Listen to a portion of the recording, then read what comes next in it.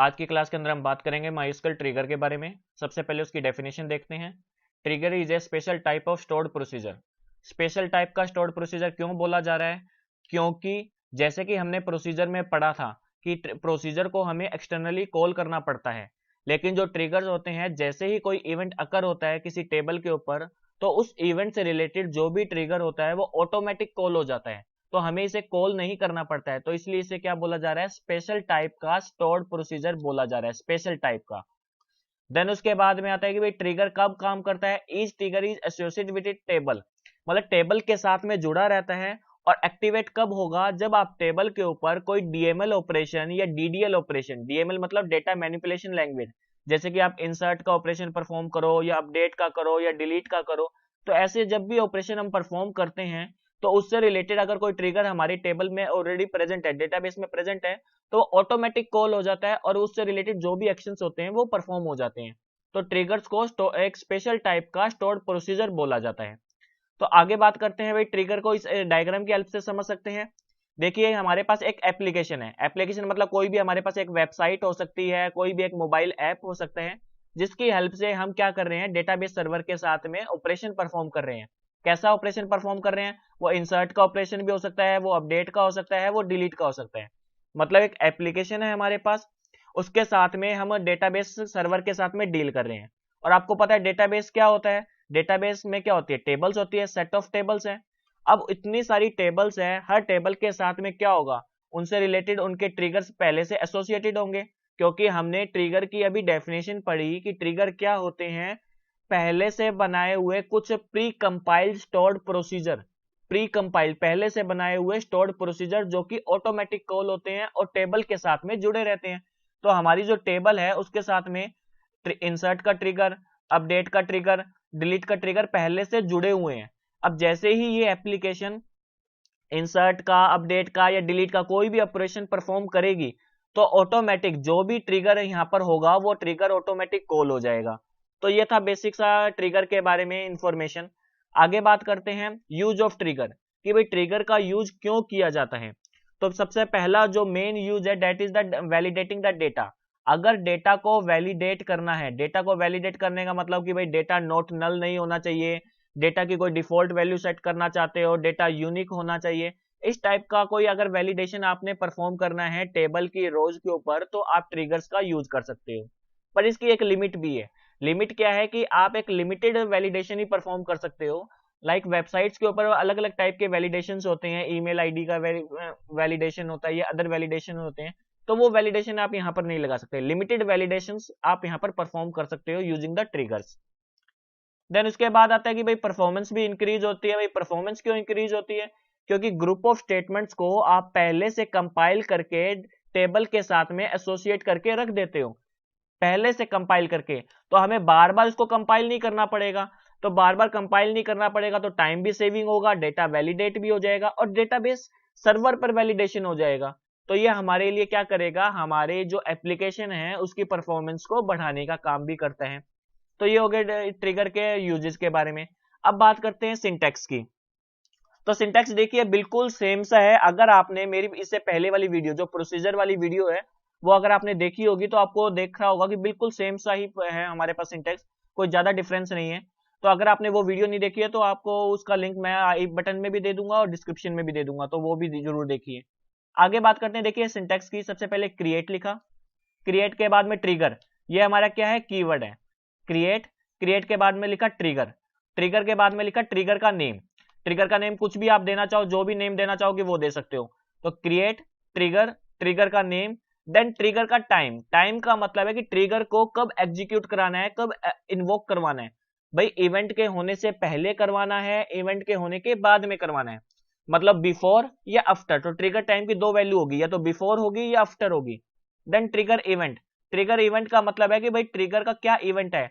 Insert के लिए trigger चलाना है, अपडेट के लिए चलाना है, डिलीट के लिए चलाना है, तो वो आपको यहाँ पर बताना पड़ता है इन ट्रिगर इवेंट में। देन उसके बाद में आता है ऑन। ऑन का मतलब क्या है कि किस टेबल के ऊपर आप ये ट्रिगर लगाने वाले हो। देन ट्रिगर का नेम, ट्रिगर का नेम का मतलब क्या है, ट्रिगर का नेम का मतलब है कि किस टेबल के ऊपर आप ये करने वाले हो, दैट इज द टेबल का name. Then for each row, each row का मतलब है यहाँ पर देखिए दो टाइप के ऑप्शन होते हैं। एक तो होता है कि टेबल की हर एक रो के ऊपर आप ट्रिगर लगा रहे हो, या कंप्लीट टेबल के ऊपर एक बार ट्रिगर लगा रहे हो। मतलब क्या हुआ, आपने ट्रिगर्स के टाइप होते हैं इसके अंदर दो टाइप के। पहला टाइप आता है आपका स्टेटमेंट लेवल के ऊपर होता है, दूसरा होता है आपका रो लेवल पर। मतलब जितनी बार आप रो को एग्जीक्यूट करोगे, जितनी बार रो अपडेट डिलीट या इंसर्ट होगी, उतनी बार ट्रिगर चलेगा। और दूसरा होता है कि एक टेबल के अंदर चाहे कितनी मर्जी बार आप अपडेट कर लो, कितनी मर्जी बार डिलीट करो, ट्रिगर एक बार ही इन्वोक होगा। तो हमने क्या लगाया है, फॉर ईच रो लगाया है। मतलब जितनी बार रो हमारी क्या होगी, अपडेट होगी, उतनी बार हमारा जो ट्रिगर क्या होगा, काम करेगा। तो ये हो गया इतना सा बात। देन आता है बिगिन। बिगिन आपका कीवर्ड है, मतलब यहाँ पर क्या बता रहा है कि भाई आपका ट्रिगर का जो काम है वो स्टार्ट हो गया। जैसे आप प्रोग्रामिंग लैंग्वेज में ओपन ब्रेसेस लगाते हो, सेम है यहाँ पर हम क्या लगा रहे हैं, बिगिन लगा रहे हैं। देन उसके बाद में आते हैं, अगर आपको कोई वेरिएबल डिक्लेयर करना है तो वेरिएबल डिक्लेयर कर सकते हो। देन ट्रिगर से रिलेटेड कोड यहाँ पर लिख सकते हैं, एंड देन एंड कर दीजिए। एंड करने पर मतलब आपका ट्रिगर का सारा कोड आपने लिख दिया है। तो ये कंप्लीट ट्रिगर के बारे में था। अब उसके बाद में हम इसका एग्जाम्पल देखते हैं। एग्जाम्पल देखिए, सबसे पहले एग्जाम्पल में हमने लिखा है डीलिमिटर्स। मैंने इससे पहले आपको स्टोर्ड प्रोसीजर में भी बताया था डीलिमिटर्स का क्या यूज होता है। जब आप MySQL के अंदर मल्टीपल स्टेटमेंट्स को एग्जीक्यूट करते हो, तो आप देखिए वहां पर जैसे ही सेमीकोलन लगाते हो, तो आपके जो MySQL कंपाइलर को क्या लगता है कि आपने अपनी पूरी की पूरी स्टेटमेंट लिख दी है, और वो क्या करने लग जाता है, उसको एग्जीक्यूट करवाना स्टार्ट कर देता है। लेकिन हमें पता है कि जो ट्रिगर्स होंगे उसके अंदर मल्टीपल स्टेटमेंट्स होगी। अब मल्टीपल स्टेटमेंट्स को बताने के लिए हम क्या करते हैं, डीलिमिटर्स लगाते हैं। मतलब जब तक कंपाइलर को ये वाला सिंबल, जैसे कि मैंने डीलिमिटर्स का ये सिंबल लगा दिया, तो जब तक कंपाइलर को ये सिंबल नहीं मिलेगा तब तक वो पूरी की पूरी स्टेटमेंट्स को एक सिंगल स्टेटमेंट मान के चलेगा। मतलब अगर उसे सेमीकोलन मिल भी गया तो भी वो क्या मानेगा, उसको एक सिंगल स्टेटमेंट मान के चलेगा। मतलब यहां से लेकर यहां तक वो क्या मानी जाएगी, एक सिंगल स्टेटमेंट मानी जाएगी। एक तो ये बात होगी हमारी। देन अब इसके बाद देखते हैं डीलिमिटर्स में लिखा क्या हुआ है आगे। क्रिएट, जैसे कि हमने बात की, then trigger keyword, then trigger का नेम कुछ भी दे सकते हो, मैंने TIG दे दिया। देन आपको ट्रिगर का टाइम बताना था तो मैंने बिफोर दिया। बिफोर मतलब ट्रिगर को मतलब ऑपरेशन परफॉर्म होने से पहले एग्जीक्यूट करवाना है, इन्वोक करवाना है। देन किस ऑपरेशन के लिए, इंसर्ट के लिए करवाना है, मतलब इंसर्ट ऑपरेशन के लिए करवाना है। तो इंसर्ट के लिए, अपडेट के लिए, डिलीट के लिए आप कैसे भी करवा सकते हो। ऑन किस टेबल के ऊपर कराना है, टेबल जैसे कि मैंने अभी एग्जांपल आपको प्रैक्टिकली करके दिखाऊंगा, तो मैं टेबल ले रहा हूं, ऑर्डर नाम की एक टेबल ले रहा हूं। फॉर ईच रो के लिए करवाना है, हर एक रो पर एग्जीक्यूट कराना है। देन बिगिन लिखा।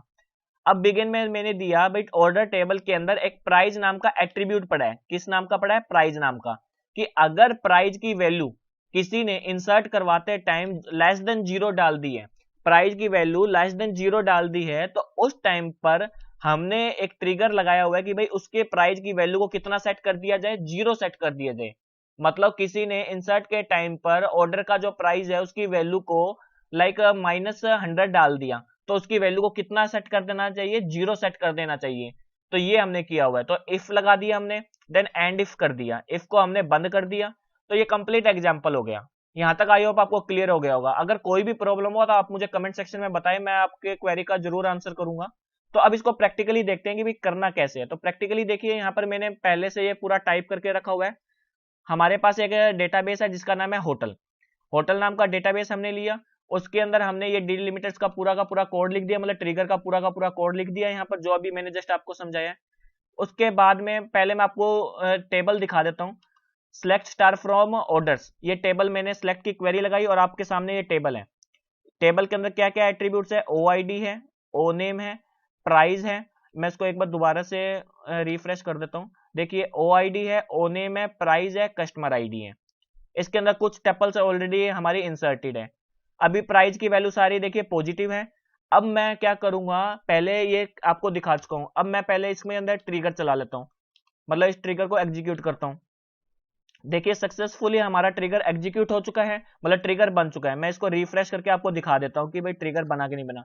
ये मैं जो यूज कर रहा हूं, इस सॉफ्टवेयर का नाम है SQL योग, इसकी हेल्प से भी आप कर सकते हो। ये थोड़ा सा ग्राफिकल यूजर इंटरफेस प्रोवाइड करता है, तो हमें थोड़ा समझना इजी हो जाता है। देखो यहाँ पर ट्रिगर बना हुआ भी आपको दिख रहा है कि TIG नाम का ट्रिगर बन चुका है, जो कि डेटाबेस की ऑर्डर टेबल के साथ में ऑलरेडी एसोसिएट हो चुका है। अब अगर मैं इसके ऊपर इंसर्ट की क्वेरी लगाता हूं, इंसर्ट की क्वेरी देखिए मैंने क्या लगाई, इंसर्ट इनटू ऑर्डर्स, जिसके अंदर मेरे जो भी कॉलम्स के नेम थे वो लिख दिए। देन वहां पर वैल्यूज दी मैंने। अब वैल्यूज में देखिए मैंने प्राइस की वैल्यू मैंने कितनी दे दी, -500 दे दी। अगर माइनस में दे दी, लेस देन 0 प्राइस की वैल्यू मैं दूंगा, तो इस केस में हमारा जो ट्रिगर है ऑटोमेटिक कॉल होगा। मतलब जब भी आप इंसर्ट कराओगे हर बार ट्रिगर इन्वोक होगा और वो चेक करेगा कि भाई प्राइस की वैल्यू लेस देन 0 तो नहीं है। अगर लेस देन 0 दिखी तो वो क्या करेगा, ऑटोमेटिक इस वैल्यू को 0 के साथ में रिप्लेस कर देगा। तो अब देखिए मैं इंसर्ट ये वैल्यू करवा रहा हूं और आप देखना इंसर्ट जब होगा तो वैल्यू 0 स्टोर होगी, ना कि -500 स्टोर होगा। तो पहले इस क्वेरी को एग्जीक्यूट करते हैं। हमारी सक्सेसफुली एक क्वेरी एग्जीक्यूट हो चुकी है। अब मैं दोबारा से सिलेक्ट की क्वेरी आपको चला के दिखाता हूं। तो देखिए यहाँ पर मेरी वैल्यू आ गई 6 आ गया, शेक आ गया, ऑर्डर का नेम, प्राइस की वैल्यू देखिए 0 आई, ना कि -500 आई। मतलब मेरा जो ट्रिगर था वो ऑटोमेटिक कॉल हुआ। कब कॉल हुआ, जब मैंने इंसर्ट की क्वेरी को रन किया। तो ये था आपका ट्रिगर्स के बारे में। आई होप आपको सारा का सारा क्लियर हो गया होगा ट्रिगर से रिलेटेड। फिर भी कोई डाउट हो तो कमेंट सेक्शन में जरूर बताएं। आज की क्लास के लिए इतना ही बात करते हैं, मिलते हैं नेक्स्ट वीडियो के अंदर। Thank you.